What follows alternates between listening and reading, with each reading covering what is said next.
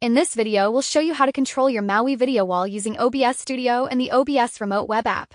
We'll start by creating the video wall layout in MAWi, then set up OBS Studio, and finally connect the OBS Remote web app so you can control the video wall from any browser-based device on the same network. Start by creating your video wall layout in MAWi. In this demo, we are using a 2x2 video wall grid. Each screen is connected to a MAWi Player v2, and the main computer detects each player as an extended monitor in Windows.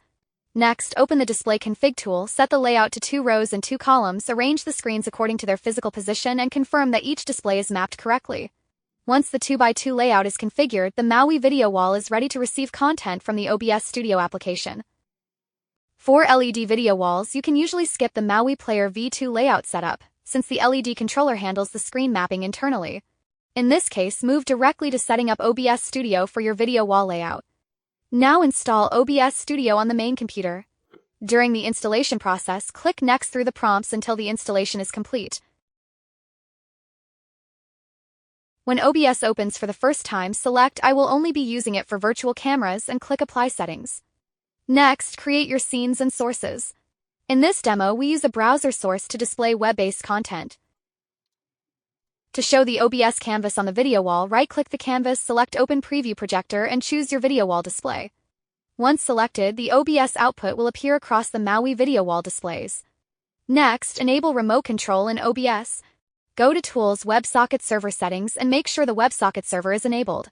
Keep the default port, usually 4455, then enable authentication and set a password. You'll use this password later to connect from the OBS Remote web app. Click Apply and close the window. OBS is now ready to receive commands from OBS Remote.